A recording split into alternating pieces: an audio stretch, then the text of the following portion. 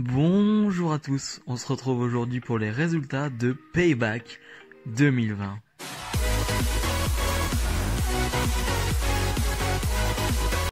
On avait seulement un match dans le kick-off de Payback, c'était Liv Morgan et Ruby Riott, le Riott Squad face aux Iconic. Et l'équipe gagnante affrontera les championnes par équipe, dans un futur assez proche pour les titres tout simplement. Il y a vraiment rien à retenir de ce match, c'est-à-dire que cette feud on l'a depuis des semaines, avec toutes les combinaisons possibles, là aussi, Ruby Riott face à Peyton Royce, Ruby Riott face à Nikki, face à Billie Kay, enfin bref, un bordel. Le match se joue un peu sur la communication, on va dire, entre Liv Morgan et Ruby Riott. C'est sur la mauvaise communication qu'elles ont perdu leur match récemment. Donc là, du coup, on essaye vraiment de jouer là-dessus. On essaye de vraiment nous montrer, vous voyez, elles font des efforts pour mieux se comprendre sur le ring, tout simplement. Bon, au final, il n'y a vraiment rien d'intéressant sur le ring. Il y a le mini comeback de Liv Morgan qui est sympa. Allez, on va dire ça, on va retenir ça, mais en vrai... Vraiment rien à retenir, sauf la victoire du Riott Squad avec un bel enchaînement de finishers des deux. Mais voilà, donc les deux vont affronter les championnes dans un futur assez proche. J'en pense vraiment rien, vraiment rien. Ça m'a fait ni chaud ni froid ce match, c'était vraiment Osef. L'opener de ce show, Apollo Crews défend son titre des États-Unis face à Bobby Lashley. Je sais pas si j'en avais déjà parlé, mais la musique de Apollo Crews, c'est pas possible. On avait une bonne musique d'Apollo Crews, je la trouvais sympa. Mais là, ils ont remis une musique basique avec un gars qui crie Apollo en début de musique. Enfin, c'est vraiment nul. Je trouve ça vraiment nul. Mais bref, on a l'habitude avec les musiques du moment côté de la WWE. C'est un match que j'attendais vraiment, parce que depuis qu'il y a cette guerre entre Apollo et le Hurt Business, on a eu du Apollo contre Shelton, Apollo contre MVP, mais le match que j'attendais réellement, c'était Apollo face à Bobby Lashley. C'est celui qui, sous le papier, m'intéressait le plus en termes de catch, tout simplement, en termes de catch pur, j'étais intéressé par ça. Tout d'abord, le mettre en opener, je trouve que c'était la bonne idée. C'est pas un top match, c'est un match pour un titre. T'es un minimum intéressé par l'affiche, donc le mettre en opener, je trouve que c'était vraiment une bonne idée. Et le match fut vraiment plutôt bon, vraiment. Donc on a quoi, 10-12 minutes d'action, c'est pas très long, c'est vrai que c'est pas très long, ça a peut-être pu durer un peu plus, mais c'est sans doute, je vais reparler de la fin du match, mais c'est vrai qu'elle s'arrête c'est très rude cette fin de match, vraiment, je m'y attendais pas vraiment, mais en tout cas on a un vrai bon match où Bobby Lashley, où l'action est très bien répartie, c'est-à-dire que on n'a pas trop de domination de Bobby Lashley, ce qui fait que c'est pas trop ennuyeux. On n'a pas trop non plus un Apollo qui survole le match. Enfin, c'est très bien partagé, je trouve, ce qui fait que l'action n'est pas ennuyeuse du tout et que c'est très cool à regarder. Et je trouve que la fin est un peu bâclée, quoi. Enfin, Bobby Lashley va être le nouveau champion des États-Unis, va faire abandonner Apollo Crews avec sa Full Nelson. Mais je trouve que c'est pas amené, ça arrive comme ça, un peu de nulle part. Pour le coup, ça arrivait, j'ai fait ok, il a abandonné. Ah, d'accord, bon bah c'est fini, j'ai fait bon, bah d'accord. Je le voyais pas venir comme ça, j'étais un peu surpris, tu le sens pas venir du tout, et au final on a un nouveau champion des États-Unis. Je sais pas trop quoi en penser pour le coup, bonne ou mauvaise idée. Apollo il aura pas été un très long champion, c'est sûr. Au final tu mises sur lui, tu dis c'est cool, bon bah il reste pas champion longtemps, tu remets la ceinture sur Bobby Lashley qui a eu beaucoup de ceintures, il a déjà été champion intercontinental il me semble. États-Unis peut-être, je ne sais pas, je ne sais plus, États-Unis. Mais voilà, tu remets la ceinture sur une valeur sûre, Bobby Lashley, mais après, va falloir peut-être... Est-ce qu'on va avoir Apollo Crews qui va rester dans cette guerre, ou alors, il y a Ricochet et Alexander qui sont peut-être un peu dedans, donc on aura peut-être du Ricochet Alexander, pourquoi pas. Mais voilà, c'était de la bonne action, mais j'ai trouvé la fin pas très bien amenée. Biggie face à Sheamus. Rien que sur l'affiche, j'étais partagé, dans le sens où... Je suis content de voir Biggie dans un match solo en 2020 dans un pay-per-view. Ça vraiment, je suis très content de le voir là-dedans. Ça me fait énormément plaisir, moi qui adore Biggie et qui lui vois vraiment un gros potentiel. Je suis content de le voir en solo dans un pay-per-view. Maintenant, le voir dans un match face à Sheamus, un match qu'on a déjà vu il y a quoi, 2 semaines je dirais, à SmackDown, dans une feud qui qui dure quoi depuis 3 semaines, mais c'est une feud très mineure, mais on s'en fiche, enfin, il se passe rien. Ça ne mérite, déjà, voilà, ça ne mérite pas d'être dans un pay-per-view. Alors oui, c'est Payback, c'est un mini pay-per-view, donc oui, je comprends le fait qu'il soit dans la carte, mais si tu regardes très concrètement, tu t'en fiches un peu de ce match. La seule attraction, c'est Biggie en solo, mais face à Sheamus qu'on a déjà vu, voilà, non, ça ne colle pas. Et alors le match, bah disons que si tu voulais t'endormir, c'était le bon moment, parce que c'était long, c'était trop long, c'était lent. Il y a quoi, c'est 12-13 minutes de match, mais t'as 7-8 minutes qui sont interminables, vraiment interminables. La domination de Sheamus est d'une lenteur. En fait, Sheamus, c'est un somnifère. C'est vraiment un somnifère, Sheamus. C'était nul. Enfin, c'était vraiment pas bon. J'ai pas pris de plaisir. Alors, ok, ça s'emballe un peu à la fin avec le spear de Biggie, mais voilà, parce que Biggie a le feu en lui, donc voilà, forcément, ça s'emballe à un moment donné. Mais oh là là, c'était trop long, c'était vraiment beaucoup trop long. Je comprends pas que sur le premier match qui était plutôt bien, qui partait bien, on leur a donné moins de temps. Là, on leur donne 14, 12, 13 minutes. Enfin, c'était trop et il fallait pas tant. Ils en méritaient pas tant. C'est-à-dire que le match en lui-même, la feud ne méritait pas autant de temps. Et voilà, c'était vraiment pas un bon match. Biggie l'emporte, mais ça on s'y attendait aussi. Il avait déjà remporté le match, je crois, à SmackDown il y a 2 semaines. Donc pas de surprise, pas de suspense. Voilà, rien à dire sur ce match, juste que c'était vraiment pas bon. C'était vraiment pas un bon moment. Matt Riddle face à Baron Corbin.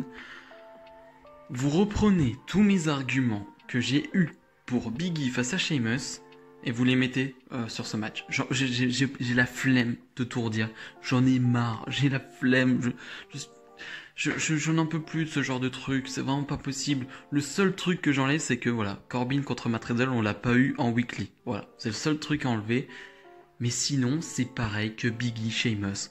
On n'en a rien à faire de cette feud. Et c'est pareil, c'est-à-dire que Matt Riddle et Biggie, ils arrivent, enfin surtout, on va dire, voilà, ils arrivent en solo, on va dire, pour les regrouper. T'as envie de voir un truc, c'est frais, t'as envie de voir, ouais, qu'est-ce qu'ils vont faire? Première feud, bim, Sheamus, Baron Corbin. Voilà. Et après, tu t'étonnes que tes faces ne sont pas tant appréciés que ça, que tes faces ne sont pas tant applaudis que ça. Bah oui, bah tu les mets face à ce genre de heel. Je rappelle que Baron Corbin a toujours sa putain de gimmick de King Corbin qui ne sert à rien, qui n'a jamais été bonne. Depuis le premier jour, elle n'est pas bonne, elle ne lui va pas. Ça ne va pas, il n'y a rien qui va. King Corbin, ça ne marche pas, ça ne fonctionne pas. Et j'ai même pas envie de parler du match parce que c'est une horreur. Il n'y a rien du tout dans ce match. Je parlais de somnifère. Pour Sheamus, Baron Corbin, c'est pareil. C'est exactement la même chose. C'est le maître et l'élève. C'est la même chose. Et je n'en peux plus. Je n'en peux plus de ces heels qui... Tu sais où c'est le match où le heel va dominer 90% du match et le face va faire un comeback et il gagne. Ça m'énerve. Surtout quand c'est Baron Corbin qui domine. On peut plus faire ça en 2020. C'est pas possible. À part si ton heel fait ça de superbe manière. Mais là, non, c'est un gros non. C'est de l'ennui, ça me fait rager même. C'est même plus de l'ennui là, ça me fait rager. J'en ai marre. J'ai pas envie de voir Matt Riddle dans ça. J'ai pas envie de voir Biggie dans ça. Enfin bref, ça m'énerve. Matt Riddle remporte le match. C'est le seul truc de positif à retenir. Vraiment, c'est le seul truc de positif. J'espère qu'il y aura pas de revanche. J'espère que la feud va pas continuer. S'il vous plaît. Il est temps pour Matt Riddle d'aller vers autre chose. Mais s'il vous plaît, lâchez-le avec King Corbin. Et j'aime pas Baron Corbin, mais s'il vous plaît, enlevez-lui au moins cette gimmick de King. Je sais pas, trouvez-lui un autre truc. Mais en King Corbin, non, ça ne fonctionne pas. Mais bref, en tout cas, Matt Riddle, il faut aller plus loin. Il faut avancer maintenant, Matt, parce que là, c'était trop chiant. Sasha Banks et Bayley défendent leur titre tag face à la nouvelle équipe, cette équipe très récente, Shayna Baszler et Nia Jax. J'avais pas de hype particulière sur le match dans le sens où j'ai un gros problème de base avec l'équipe Shayna Baszler, Nia Jax. Voilà, je l'ai dit dans ma review de Raw, je n'ai pas aimé la manière dont elle s'est formée, une manière trop rapide, je trouve, et mal exécutée. C'est-à-dire que, je le répète, Nia Jax et Shayna se détestaient, et en 2 secondes, la situation a changé, et limite elles sont devenues pas meilleurs amis parce que ils nous jouent encore le coup du Shayna qui déteste Nia et tout, mais voilà, au final, elles font quand même équipe pour être championne. Donc voilà, j'aime pas trop cette association. Et le match, voilà, parlons du match. Le match était cool, vraiment. Le match était vraiment cool. Nia Jax ne fait pas de tâche dans ce match. Je le dis parce que c'est très rare et voilà, quand elle fait des mauvaises choses, je le dis. Quand elle fait des plutôt bonnes choses, je le dis. Elle est pas exceptionnelle. Pour moi, celle qui vole le match, qui vole vraiment, qui est incroyable, c'est Shayna Baszler. Vraiment, dans ce match, je la trouve au top. À chaque fois qu'elle a des enchaînements avec Sasha Banks et Bayley, c'est super. C'est les moments les plus intéressants du match. Et voilà, Shayna Baszler, vraiment MVP de ce match. J'ai un point négatif, on va dire, sur Nia Jax, c'est que j'ai un problème avec ses expressions faciales. Je trouve qu'elle ne vend pas bien du tout en termes d'expression faciale. Le selling global est correct, mais ses expressions faciales sont mauvaises à chaque fois. C'est une horreur, vraiment. C'est pas un truc à faire, vraiment. Va falloir travailler ça parce que c'est vraiment pas bon. Mais excepté ça, c'était vraiment cool à regarder et avec un suspense. En plus, on se demandait vraiment qui allait remporter et avec une fin méga intelligente où Shayna Baszler va porter deux prises de soumission et surtout va étrangler Bayley avec le bras de Sasha Banks. Elle va faire abandonner Bayley et donc Shayna Baszler et Nia Jax sont les nouvelles championnes par équipe. Déjà, ça c'est la première nouvelle. Ouais, ok, on va avoir en plus une Nia Jax très cringe après le match en interview, enfin bref, qui va être très contente. Donc on va nous faire l'équipe Je t'aime moi non plus, je sais pas trop où ils vont aller, mais bref. Mais surtout, Sasha Banks et Bayley qui perdent un nouveau titre, et tu sens clairement la fin arriver, tu sens clairement que, voilà, on n'est pas loin du fight entre les deux, tout simplement, on n'est pas loin de la séparation entre les deux, on n'est pas loin de cette guerre qu'on attend. Donc voilà, on va voir ce qui va se faire, mais là clairement, on est proche du point de rupture. Ça se sent, ça se voit. Elles viennent de perdre 2 titres, donc ça serait plutôt logique cette fois-ci que ça arrive. Et donc j'ai hâte de voir le prochain SmackDown. Qu'est-ce qu'ils vont nous faire, voilà, comment ils vont nous vendre et nous parler de cette histoire. Vraiment, j'ai hâte de voir ça. Mais en tout cas, Shayna Baszler et Nia Jax sont les nouvelles championnes par équipe. Randy Orton face à Keith Lee, l'un des matchs, ou voire le match que j'attendais le plus de cette soirée. On a eu un petit échantillon de ce match à Raw, c'était très cool. Après, il y a eu une intervention de Drew McIntyre. Et donc, on a ce match-là que j'attendais beaucoup. Et ça part très bien. Il y a une très bonne phase avec des atémies de Randy Orton qui sont très cool. Après, ça va à l'extérieur du ring, c'est vraiment cool. Randy Orton fait son DDT, part pour son RKO, se fait contrer, finish de Keith Lee, match terminé. 5 minutes de match. Le gros impact, le gros choc, c'est-à-dire que en tant que fan de Randy Orton, je vais le répéter et je le dis tout le temps à chaque fois pour que vous soyez très clair par rapport à mon point de vue, que je suis un gros fan de Randy Orton, c'est mon catcheur préféré, je préfère le dire à chaque fois que, voilà, au moins c'est clair.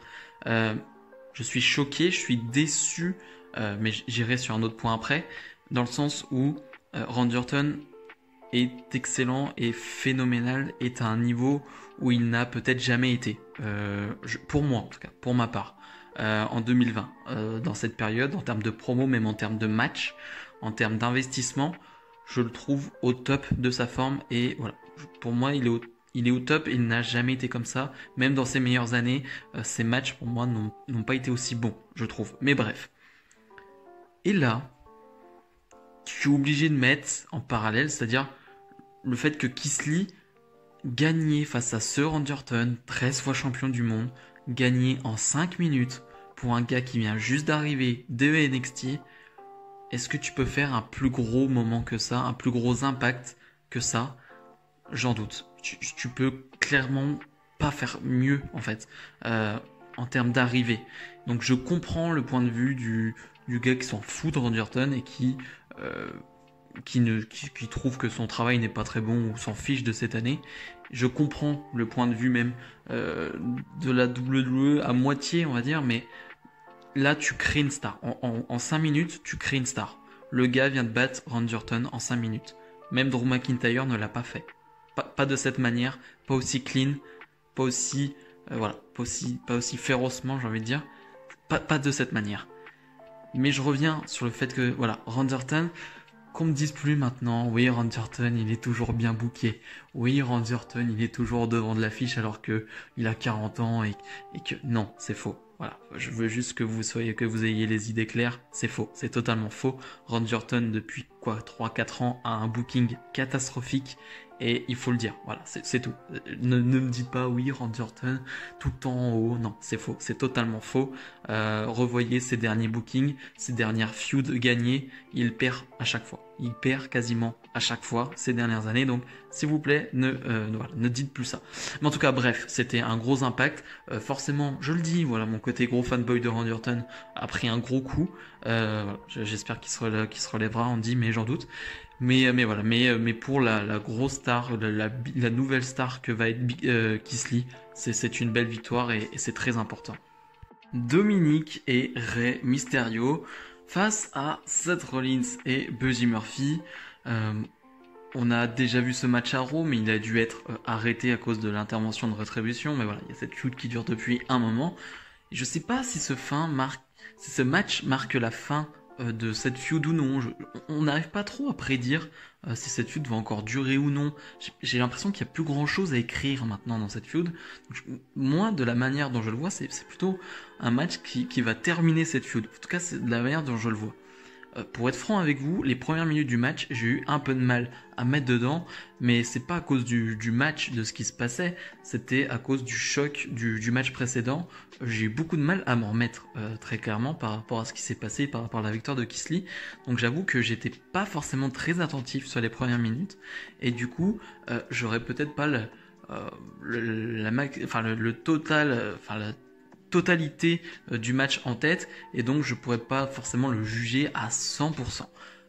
Bon, j'ai quand même vu, on va dire 90% du match et c'était excellent. C'était vraiment très bon, de la très bonne action. J'ai presque déjà oublié que Dominic c'était quoi son 3e, 4e match. C'est dingue, c'est quand même assez dingue. C'est-à-dire que je le vois comme un catcheur classique, quoi. C'est un catcheur WWE maintenant. Donc du coup, je me pose même plus la question, ah, est-ce qu'il va louper ça? Ah, il a fait ça. Je me dis, ah, c'est cool ce qu'il fait. Mais comme je pourrais me dire, ah, bah c'est cool ce que fait Rey Mysterio, c'est cool ce que fait Rollins, c'est cool ce que fait Murphy. Donc déjà, ça c'est vraiment une très bonne chose. Je trouve qu'il a un sens du timing qui est parfait. C'est souvent ça qui peut un peu... où on peut voir la différence entre des catcheurs expérimentés ou non, c'est-à-dire être toujours bien placé, au bon moment, au bon endroit, bien enchaîner les prises, que ce soit fluide, et je trouve que ça l'est avec Dominic, et donc c'est quand même grandiose, c'est quand même génial. Et forcément, l'association avec son père marche trop bien, bah forcément, hein. Enfin je veux dire, l'alchimie est top, tout est bien, Mysterio ce qu'il fait sur le ring c'est toujours top, il y a vraiment rien à dire, c'est propre. Rollins et Murphy, c'est top. Murphy on en parle un peu moins forcément parce qu'il est un peu hors trait on va dire sur ce quatuor, en termes de notoriété, mais il est au top Murphy. Je trouve que dans ce rôle-là, il est parfait. Il est vraiment parfait et c'est vraiment génial. C'est vraiment un bon match. On a une fin où Murphy va mettre un coup de pied dans la tête à Rollins sans vraiment le vouloir. Ça va coûter à la défaite à Rollins et Murphy parce qu'il va y avoir un enchaînement 6x9, Frog Splash de Dominic qui fait le tomber sur Murphy pour remporter le match, pour donner la victoire à son équipe. Donc voilà, c'était sûr que ça allait être Murphy qui allait prendre le pin et c'était sûr que ça allait être Dominic qui allait faire le tomber sur Murphy. Mais voilà, c'était vraiment un très bon match de catch. Comme je le disais, je ne sais pas si ça va être la fin de cette feud ou non. Je ne sais pas si on va repasser sur des 1 contre 1 ou non. Voilà, je ne sais pas trop. On est vraiment dans le flou total. Mais en tout cas, c'était vraiment un excellent match de catch. Le main event, le Fiend défend son titre Universal face à Braun Strowman et Roman Reigns. Oui, je dis bien Roman Reigns, hein, vous avez très bien compris pourquoi. Sur le papier, le match m'en fichait un peu, c'est-à-dire que ça me fait pas rêver. Clairement, les trois noms ensemble ne font pas rêver sur un ring. Par contre, j'attendais vraiment comment ils allaient booker ce match, comment ils allaient le finir, parce que c'était un bordel avec le retour de Reigns en heel, en tout cas c'est ce qu'on présageait. C'est un bordel à booker, tu sais pas comment faire. Et je pense que la WWE s'est dit, c'est très bien, on a Roman Reigns, mais on fait quoi après? On le met direct dans le match de championnat. Ok, on le fait gagner. Je sais pas. Je pense que la WWE s'est mis un peu dans la merde toute seule. Mais bref. Le match commence quand Braun Strowman décide d'attaquer le Fiend pendant son entrée. Et donc on va avoir un match de 10 minutes sans Roman Reigns. Et le scénario, on le voit venir à quoi, 3000 km, hein.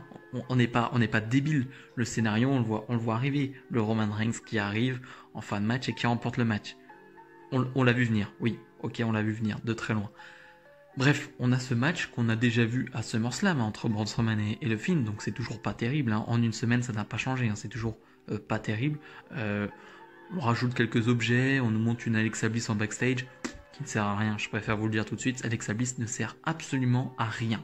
Sur les 2 dernières semaines, Alexa Bliss ne sert à rien dans cette histoire. Vraiment, à rien du tout. Et donc on a, voilà, les deux, c'est pas terrible. Voilà, tout ce qui se passe, c'est pas terrible. Jusqu'à ce qu'ils fracassent le ring. Voilà, ils vont casser le ring. Ok, cool. C'est toujours cool de voir le ring se casser. Franchement, c'est un bon moment. Et forcément, qui arrive? Qui arrive? Forcément, Roman Reigns. Et en fait, pour nous justifier le fait qu'il ne soit pas arrivé avant, Reigns va signer le contrat que Paul Heyman lui tient maintenant. Genre en mode, je rentre dans le match maintenant. J'ai signé le contrat là. Ce qui est complètement débile et pas possible. Je sais pas si ça a déjà été fait, ce genre de truc aussi con, mais c'est con. C'est tout simplement très con. Et Roman Reigns, voilà. Après nous l'avoir bien montré, genre il arrive, donc move de heel d'arriver en fin de match, coup de pied dans les parties, je crois du Fiend, il me semble. Bon, on a très bien compris qu'il était heel. Alors, si là vous avez pas compris, manquez plus limite qu'il griffe le dos de l'adversaire et que limite il sorte un couteau. Enfin, je veux dire, on a compris. On a compris l'idée. On a compris que Roman Reigns était heel. Là pour le coup. Juste Joe Mas quand Roman Reigns arrive, c'est son ancienne musique, c'est le même, c'est la même chose. Enfin, voilà, je trouve ça un peu dommage. Ça aurait été le moment de changer de musique et d'ambiance, j'ai envie de dire. Ça aurait vraiment été le moment. Mais bref. Et donc Roman Reigns va faire le spear sur Braun Strowman et remporter ce match et donc devenir champion Universal. Alors, point positif, mais bon, c'était sûr et certain, c'est Braun Strowman qui prend le tombé et non le Fiend. Mais bon, ça, j'ai envie de dire, c'était plus que logique, c'était évident. On le sentait venir et c'était évident. Donc, le Fiend est protégé, entre guillemets, si vous voulez. C'est pas le Fiend qui perd. Sauf que le Fiend, point négatif, a gardé son titre une semaine. Le Fiend a été champion une putain de semaine. Et après, on va dire oui, le Fiend il a pas besoin de titre, mais c'est pas grave, il part en feud avec Roman Reigns, ça va être cool. Mais bien sûr que ça peut être cool, Roman Reigns, le Fiend. Mais le Fiend perd tout le temps. Et vous pouvez dire ce que vous voulez, c'est pas lui qui prend le tombé, blablabla. Mais Bray Wyatt, le Fiend, ça perd trop. Ça perd 2 titres. Ça perd 2 titres dans l'année. C'est trop. C'est trop pour un personnage qui doit être construit fort. Donc déjà, ça ne va pas. Voilà. Donc Roman Reigns champion.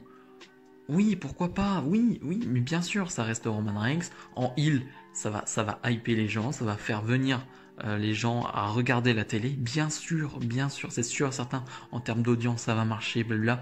Et même en termes purement divertissant pour moi, ça peut être cool. Bien sûr que ça peut l'être. Avec l'ajout de Paul Heyman, ça peut être bien. Mais je trouve ça dommage, voilà, pour le film, que on le mette de côté. Parce que je ne peux pas croire, ça va partir sur un Fiend Reigns. Je ne pense pas, avec le Reigns qui va être en heel comme ça, que Reigns va perdre le titre ou quoi que ce soit. Je n'ai pas cette impression. Et voilà, et bref. Mais en tout cas, c'était un bordel de booking, ça a été mal booké pour moi, je suis tout de suite au bout de 10 minutes, j'étais en mode on sait ce qui va se passer. Et je pense qu'on était tous là à tweeter où on savait ce qui allait se passer. Des fois c'est bien de savoir ce qui va se passer, ça ne change rien au fait que tu prennes du plaisir. Là zéro plaisir, vraiment zéro plaisir. On l'avait venir à des kilomètres et c'était pas bien fait. C'était vraiment pas une bonne décision de booking. Que Reigns gagne pourquoi pas, mais avec cette manière et dans ce match qui était vraiment pas bon, non. Non, c'est un gros non pour moi. Bilan de ce Payback, un mini pay-per-view qui était en enchaînement, on va dire, de SummerSlam. Bon, c'était pas terrible pour moi, j'ai pas pris un plaisir dingue. Je vais retenir, allez, Shayna Baszler, Nia Jax face à Sasha Banks et Bayley. et Dominique et Rey Mysterio face à Murphy et Rollins qui étaient vraiment des bons matchs. Voilà, je retiens ça. Le reste, c'est des décisions de booking, c'est pas vraiment des matchs, c'est plus du booking de fin de match qui sont à retenir, comme la victoire de Keith Lee, quasiment squash sur Randy Orton, ou voilà, la victoire de Reigns qui était à prévoir.